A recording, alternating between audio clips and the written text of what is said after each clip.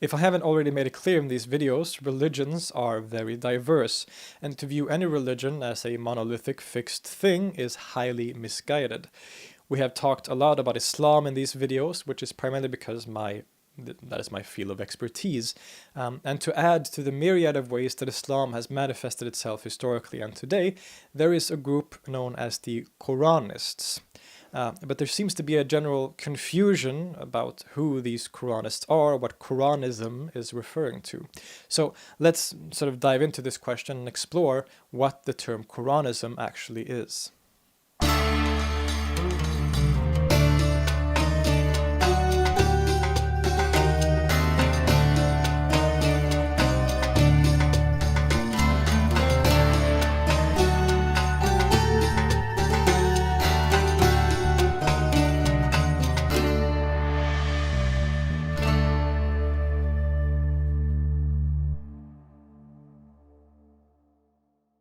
So, Quranism generally refers to a mostly contemporary movement in Islam that puts a huge emphasis on the text of the Quran in applying law and practice of the Islamic religion, often at the expense of the vast hadith literature.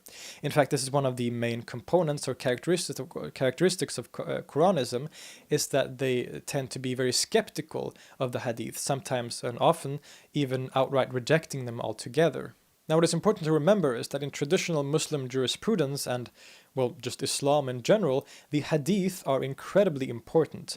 The sunnah, or example of the Prophet Muhammad, which the hadith contained, is second only to the Quran in importance in terms of text.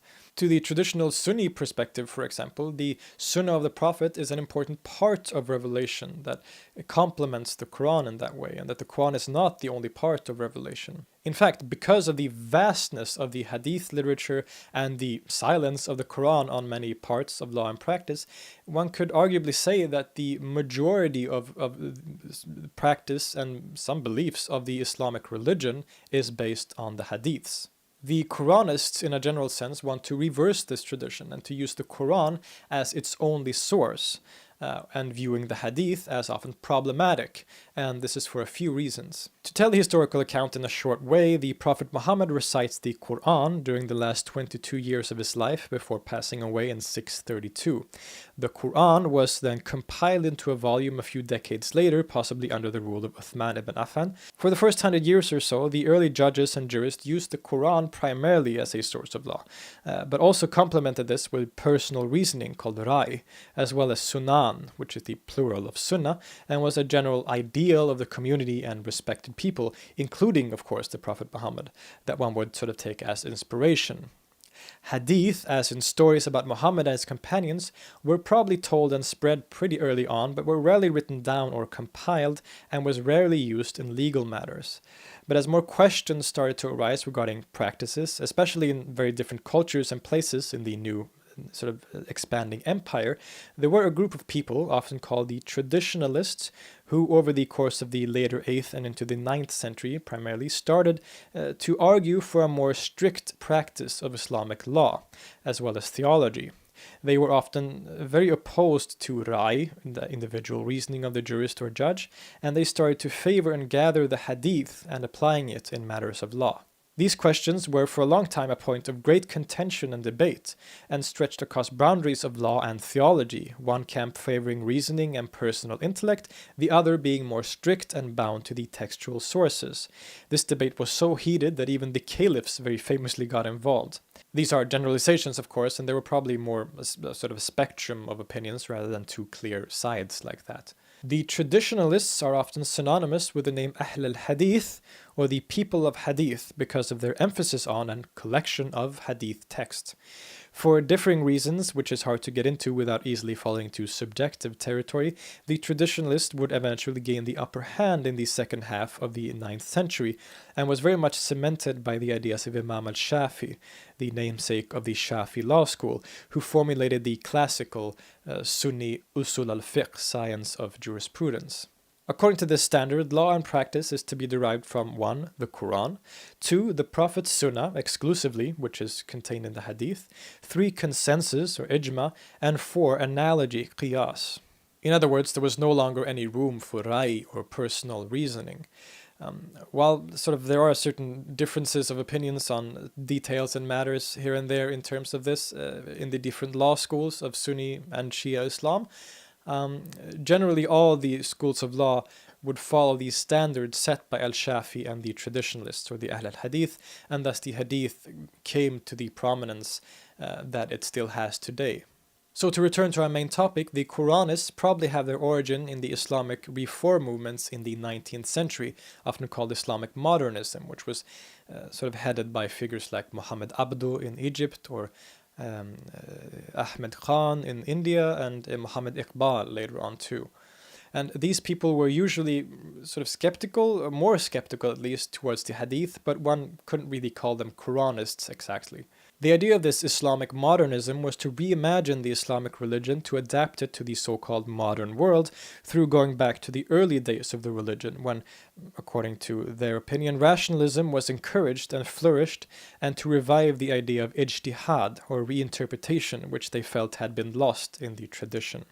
In a way, this is a kind of anti-tradition movement, which became very popular in the late 19th and 20th centuries, and has led, as I mentioned in an earlier video, has led to everything from Islamic feminism and progressivism to things like Salafism and the Islamic State, all based on this idea of going back to the original sources and the original state of the religion, which of course people have interpreted very differently. Quranism also evolved out of this general attitude towards tradition. To them, the Hadith aren't reliable sources of legislation because they were written down and collected often centuries after the Prophet died, and was also often used as ideological tools in sort of debates that were being held theologically and legalistically in the early Muslim community, thus making them very colored by things like bias. According to one famous Quranist, Muhammad Tawfiq Sidqi, quote, "What is obligatory for man does not go beyond God's book. If anything other than the Quran had been necessary for religion, the Prophet would have commanded its registration in writing, and God would have guaranteed its preservation." End quote. They instead believe that the Quran alone is sufficient, coupled with human reasoning. The Hadith are often seen as not only unreliable, but often problematic. It is in fact in the Hadiths that many of the aspects of Islam that some people today consider problematic in the contemporary world come from.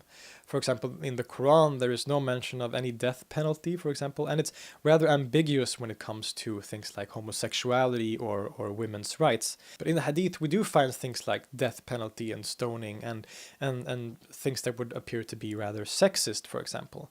And keep in mind, this is not me bashing the Hadiths. There are also many things in the Hadith that could be considered very beautiful. I'm just stating that the majority of law and practice in the Islamic tradition has actually come, at least in its details, has come from the Hadith.